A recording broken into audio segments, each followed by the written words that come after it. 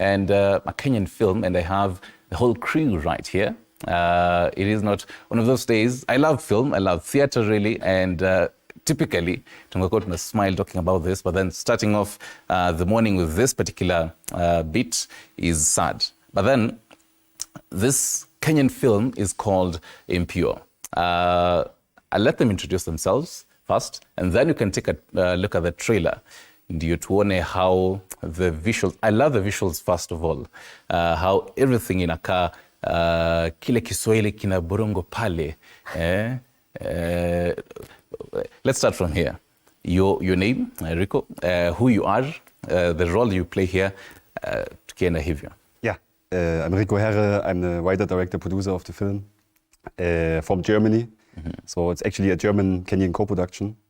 And it was exciting to tackle this project. It was a story needed to be told, and I think we all agree that it was a constant reminder every day on set that we are doing something very important.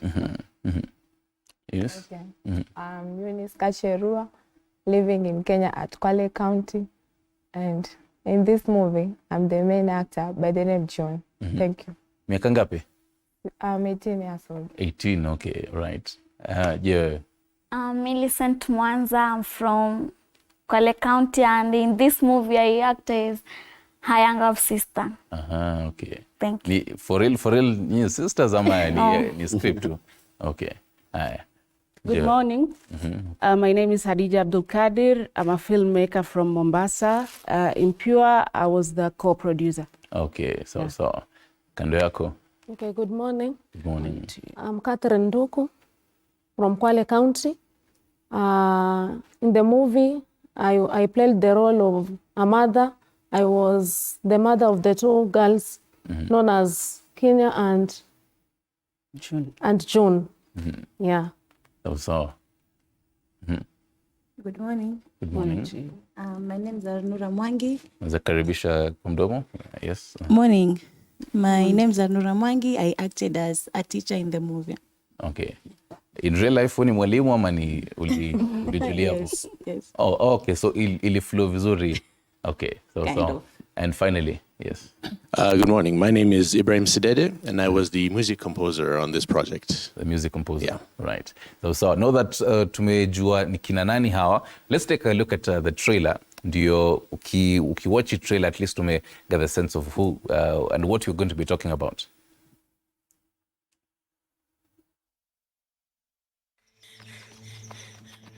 June, uko sawa kweli? Kama ugonjwa wangu ni sugu na maambukizi, waweza ambukiza mtoto?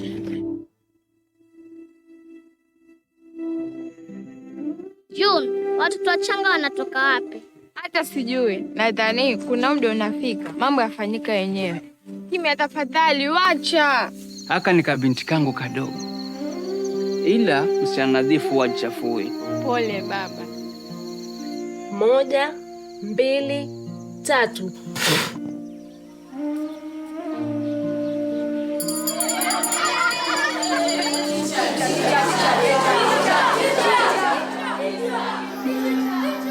Saa zingine tumbo huuma na kuacha, pengine ni usagaji wa chakula unaendelea.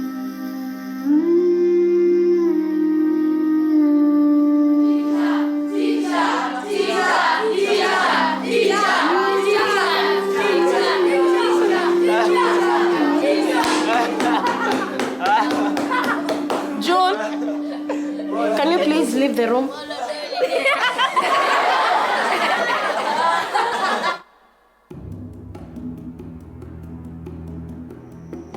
Na June yuko wapi? Leo nimesikia wavulana wakimchekelea. Wakimchekelea? Kisa na maana? Sasa kuendelea nini? Umemfanya nini mwanangu wewe? Binti yangu aliniambia jana ulimtuma nyumbani. Sababu ilikuwa nini? You are dirty.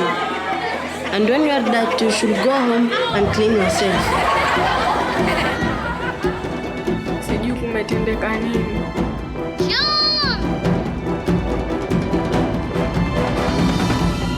Usione aibu wala haya. haswa katika mambo tunayoyaficha, kwa sababu hatuko huru nayo kuyaeleza. Hadi tunafanya mambo ya kawaida kuwa miko.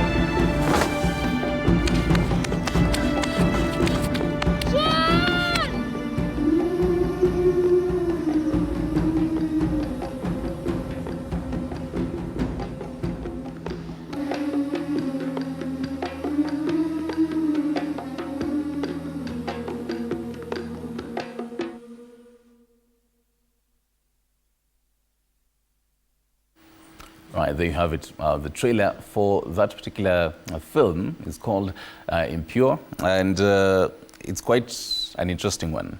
It takes you through different emotions, I should say. Rico, the kind of emotions there, the kind of thematic, things that are there. You being the writer, we've seen inspired by true events. This means that even as a writer, you interviewed and talked to these people who it actually, whatever story we're seeing actually happened. Tell us the background of this whole bit, so that we also give us a background of what Impure really is. Yeah, so it was back actually in late 2019. There was this news going around about this case in BAMBA County. Some remember. It went viral for some reason, because it's very rare that this is so much talked about, but it went viral globally. It was the case of Jacqueline, and she was period shamed in class and ridiculed by her teacher. And unfortunately, she ended her life the same day because she couldn't endure the aftermath of depression and shame, and she couldn't go back to school, maybe. So, yeah, and I read this article in the New York Post. It went all the way around the world. So, and I was asking myself, how is this possible? I was completely unaware, like many people are, So I did my research and was just looking at which other movies are out there depicting this, And I found out that there isn't that much, I mean, there are documentaries, of course, news articles, and there are some movies from India. But there hasn't been that movie where you see an affected girl in the center of the film, where we put the audience in the shoes of an affected girl and we just follow her through the struggle to get an understanding of what these girls are going through. So, yeah, and inspired by that event, we came up with an original story. That means we changed the characters, the location. It's not BAMBA County, it's Kwale County. Why Kwale County? Why Kwale? Because we had some of the crew had already connections there, So there was already like kind of a setup, and yeah, and this is where we found this amazing cast here next to me. Well, so speak about the amazing cast. Eunice, you're 18 years old. Have you lived in Kwale all your life, or you've been in other counties? No, I've been living in Kwale. In Kwale? Yes. So, because acting as even the lead role, venye tumeona hapo, means that you understand your role vizuri. Tell us about education system ya Kwale, the coast region. Ukiangalia, yes, kuna ile acting na hii ni script na kuna ile real life. Kuna tofauti kubwa? Nikiangalia tofauti si kubwa vile, kwa sababu tukiwa kule shuleni walimu wao wanatufundisha jinsi ya kuwa ukipitia hii situation, kwa mfano umeanza period zako, tutafundishwa. Sasa hapa kwa hii movie ulikuwa mwalimu hajagusia hiyo part ya ukiwa kama mfano umefika hiyo adolescent stage, unafaa kuwa hivi na hivi, usiwe muoga. Sasa mwalimu tuseme alichelewa kutoa hiyo information mapema, ndio maana msichana akaenda akajitia kitani. Mwanza dadake mdogo, swali tu similar. Ukisomea pale Kwale, masomo iko aje? Wasichana wengine pale ama hata wavulana na wasichana, inakuga mazungumzo yenye mnakuwa nayo, mazungumzo ya period nini?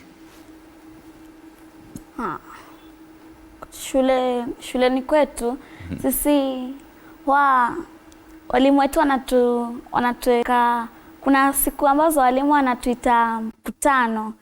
Kwa mfano wanatuita wasichana kwanza, wanatuelezea kuhusu hizo kama umefikia adolescent stage venye wafaa kuwa. Alafu pia wavulana pia wanapewa hizo, wanaambiwa na walimu ili wasichekecheke wasichana. Maana wakichekacheka wasichana watashikwa na haya, watakuwa hapendi kuja shule, wengine watatoka nje ya shule, wengine watataka kujiua. Kwa hiyo walimu shuleni kwetu tunafanya kazi nzuri kwa sababu wanatuambia. Naambia. Au vulana wanaelewa hii maneno ya tukiambia au maneno ya sodo nini, wanaelewa ama tu wanasema sawa? Si wote wenye wanaelewa. Baadhi yao wanaelewa, wengine hawaelewi kabisa. Kwa hiyo ino movie tuseme itawapa mafunzo fulani hivi. Kwa hiyo wataelewa, watakastaki. No. Kwa hivyo hata ukitazama hii filamu inamaanisha basi itawapa manufaa zaidi. Wataelewa zaidi. Maana tuseme ingekuwa maybe hawakuiona, wasingejua kitu, wasingejua kama ukicheka msichana na ako kwenye periods zake weza shikwa na haya, hata ifikia wakati wa kujiua, na hata ni mdogo, hata bado hajafikia. And I'm pretty sure the kind of amount of research yenye iliyeko hapa, getting, as he rightfully says, from one story in Bomet all the way, now shooting it in Kwale. Kwale has its own share of, as they rightfully say, first of all, the awareness, the availability of even getting the pads, even in schools. Tell us about that, the kind of research that was there, because I'm pretty sure you can get this amount of research, but because you have to produce, let's say, a 1 hour, 30-minute movie, itabidi you trim down to this. Tell us about what you found out when you're researching about this movie. Okay, first, tulifikiria Kwale because we are used to seeing Mombasa stuff. Kwale haiguswi, haitajwi. And it's not only Kwale, it's Kinango, ndani huko kabisa, very far. So tukaona we need new talent because we're used to same faces every day, and kids.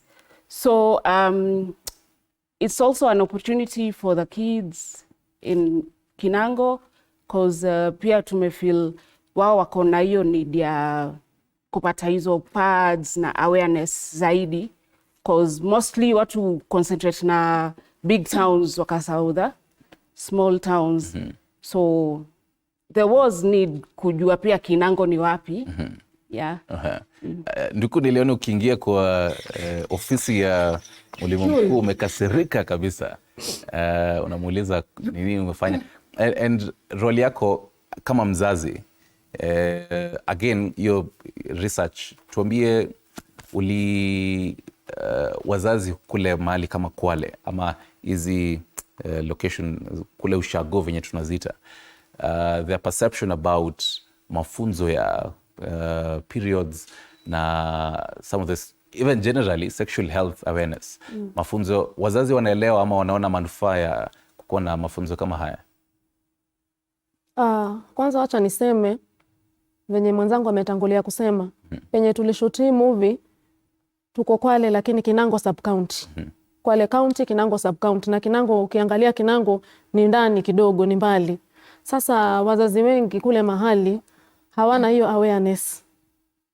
Sasa hawa watoto wenye ambao wako shule wanasaidiwa sana shule kupata ile elimu, lakini kule ndani mashambani hawana hiyo awareness. Ati ile mzazi anaweza keti na mtoto wake amprepare before. Unajua kuna ile mzazi anaweza keti na mtoto anamprepare, anamwambia kuna hili na hili litatendeka kwa sababu umefika a certain age. So huko huwa hakunanga hiyo, wanategemeanga tu shule. Mtoto akifika class 6 kuna hiyo topic, na ili hali wengine hata uanza hiyo stage wakiwa class 5 hata mafunzo wajaanza. So tukaona ni vizuri pia mzazi pia aelimishe mtoto wake hata kabla hajafikia hiyo stage. Ndo akifikia hiyo stage asilipate kama jambo geni, ili sitokee kama ilivyotokea kwa mwingine kujiua ama kuacha masomo yake ama na mengine mabaya zaidi. Alright. Kabla niende kwa mwalimu, nilisahau kuuliza mwanza, how old are you? Kuna miaka ngapi? 14. 14. Okay, sawa. So mwalimu, ukikuwa mbele ya watoto kama hao wenye wako 14 years and even younger, jumetuambia pia apart from kwa scripts kukuwa teacher venye tumeona, you also kuna background ya teaching and also in education. How do you sit down with young children, both boys and girls, and let them get some of this knowledge yenye tunaona hapa up to a point where they actually understand, hey, okay, so this is how it's important. Sababu Waswahili wanasema samaki mkunja ngali mbichi. Yeah, true. In school, we have a day where we discuss these topics. Like we have Tuesdays and Thursdays. Between 3 p.m. to 4 p.m., there are no classes. So it's called life skills. So these children are divided into two groups, the girls and the boys. And then there are teachers who are told to talk about these things. So they are told, and they are grouped into ages. You know, there are some who are very younger, and these topics are not suitable for them.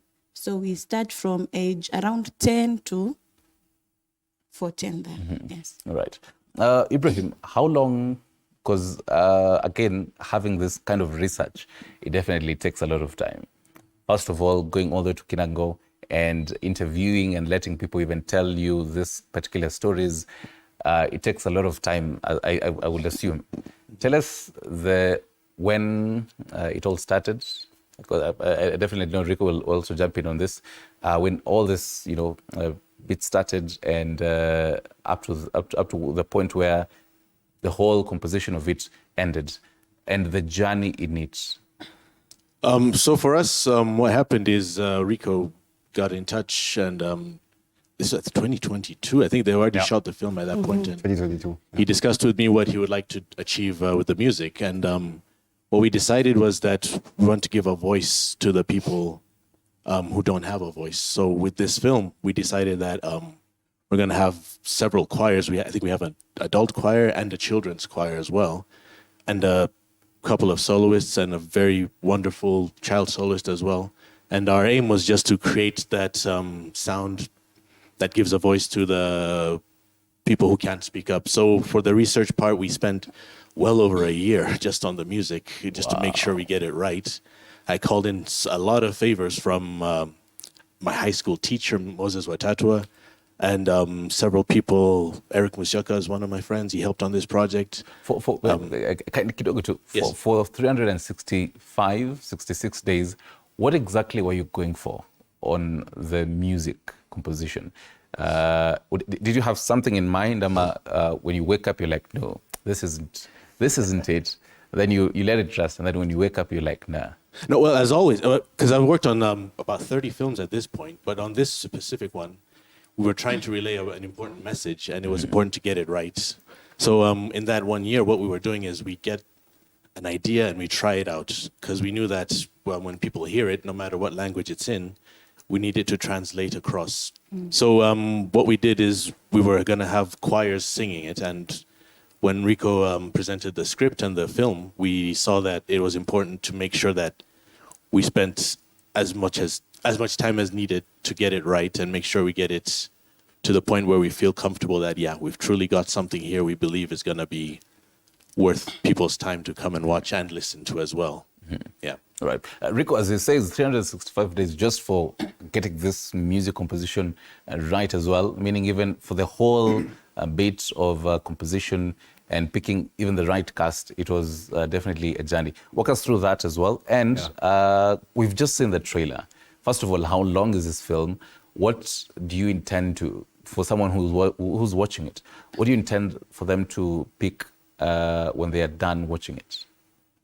Well, it's a thought-provoking cautionary tale, and I hope what they pick will be. I hope they will feel inspired and empowered by the film, and maybe even inspired to take action on their own.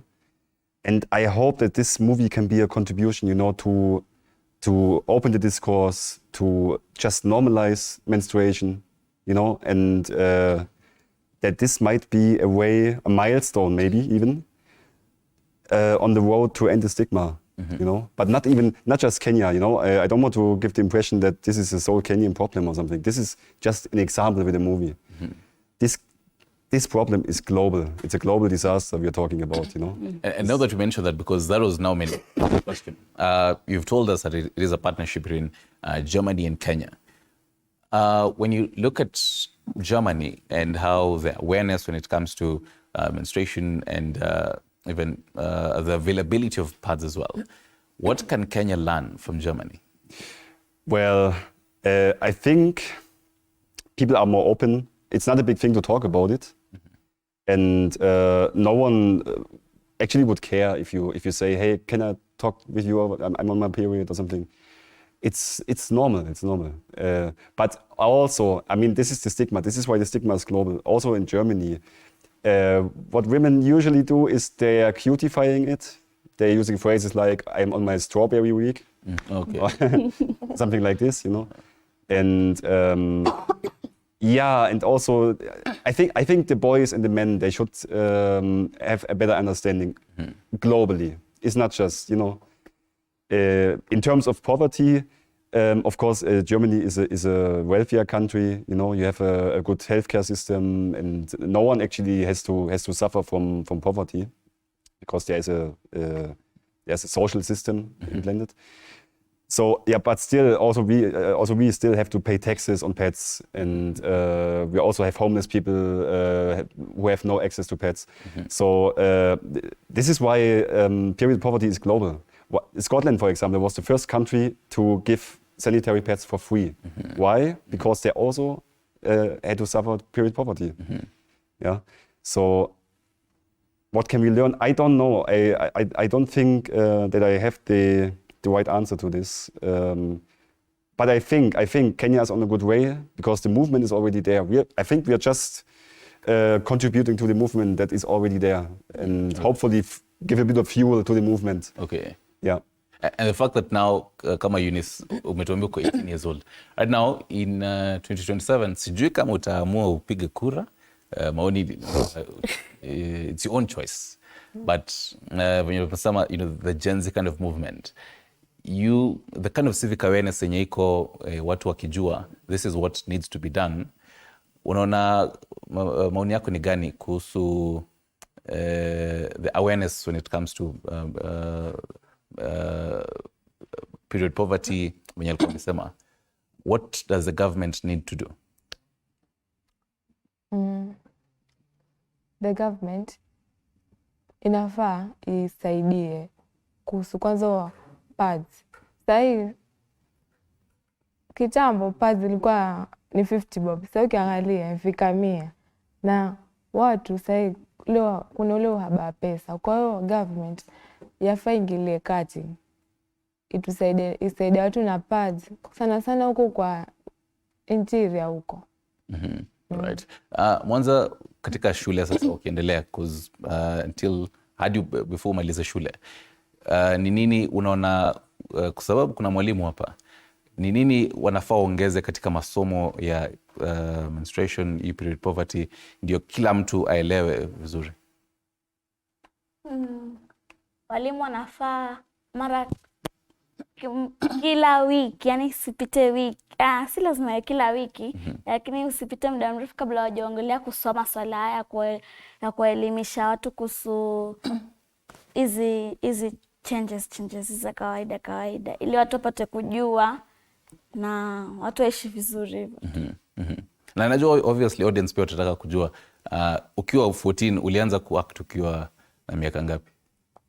9 years. Uliambia mom, dad, uliambia watu karibu na mimi naanza kuact, wakasema sawa?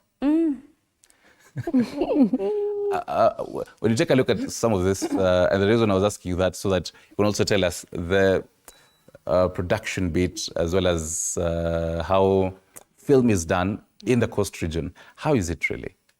Because I think we mostly see, as you're saying earlier, we mostly see the similar faces, sana sana watu kutoka Nairobi, in major big films. Lakini hatujui ile talent iko mashinani kama hii talent iko hapa.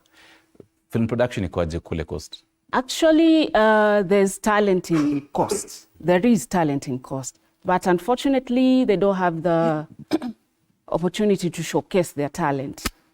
That's why we concentrated more on cost region. And film is good but expensive. That's why kidogo utaona kidogo iko chini, because equipment yenyewe kuship ni expensive. Unless some people like kina Rico akija, we get that opportunity. But film is fun. Film is fun. Because you tell your stories in your own way, and it's entertaining and educative too. Right. And Nduku, where do you see this film Impure going? Ushaona ikienda global, nini, people consuming this? Kimaoni yangu naona tu ikienda mbali hii video, kwa sababu venye ametangulia kusema ni kitu ilitendeka na ilienda viral. Nchi nzima watu walijua hiyo kitu imetendeka. Huyo msana mwenye alijiua kwa sababu mwalimu alimfokea na akaenda akajiua na akafa na akazikwa. Sasa hiyo kitu ilienda viral. Sasa venye ilienda viral, hata hii movie pia itaenda mbali sana. Na kuenda mbali sana, I think pia itasaidia. Watu watajielewa, watoto watajielewa, wazazi pia watatambua majukumu yao kama wazazi katika familia. Na pia walimu pia walimu watasaidika pia, watajua pia majukumu yao katika kazi yao. All right. Yeah. So we have about 3 minutes. Ningependa mwalimu kwanza utuambie, first of all, I mean the same, what would you want people, in your own opinion, having been, first of all, as an actor and been in this film, unaona watu wachukulie message gani muhimu zaidi? And watu wanaweza watch Impure wapi? I know Rick will also be telling us more on that, but then what do you think the biggest message watu wanafaa wachukue from this film? The biggest message from this movie is, I think, creating awareness for the girl child. From where we are coming from, like Kinango, many people are not aware of these issues. Like, they take these issues not that serious. Like, when they see that a child has started to menstruate, they think that that is the right time for them to get married. So they stop most of the things, like giving them education, giving them the necessary things they need in life. Like, they feel now the child is a burden. So they feel like now this child should get married. And then another thing, this movie, I think it will help sponsors with giving out the sanitary pads to the interiors places, because most of these people from the villages, they don't have these sanitary pads. Some of them even use the cotton clothes to put just to help themselves. So I feel this movie will create the awareness. All right. Ibrahim, do you agree? And also, where can one get to see Impure? Well, I think we have the premiere tomorrow, world premiere tomorrow at Prestige. Okay. So that's where everyone will get to watch the film for the first time. And having seen what these guys have done for the last year and a half or so, I'm excited for people to be able to have that awareness. Like, for myself, being a guy, I don't go through what girls go through, but being made aware of it by working on this project and the research we did on it and seeing how it happens. Like, I know you saw on in Parliament where there was the lady who had her menstruation but still was ashamed about it. It's those things that we see but we don't really understand because we don't know how deep it goes. So that's why it took us so long to try to get this right, so that when we get the message out, it helps people to understand, men and women, about the kind of things people go through and see how they can help in their own way. So Rico, I think you'll give some details about, but the premiere is tomorrow night at the Prestige. All right. We're really looking forward to it. And, Oh yes. Rico, in about like 20 seconds, where can the tickets, any giveaways?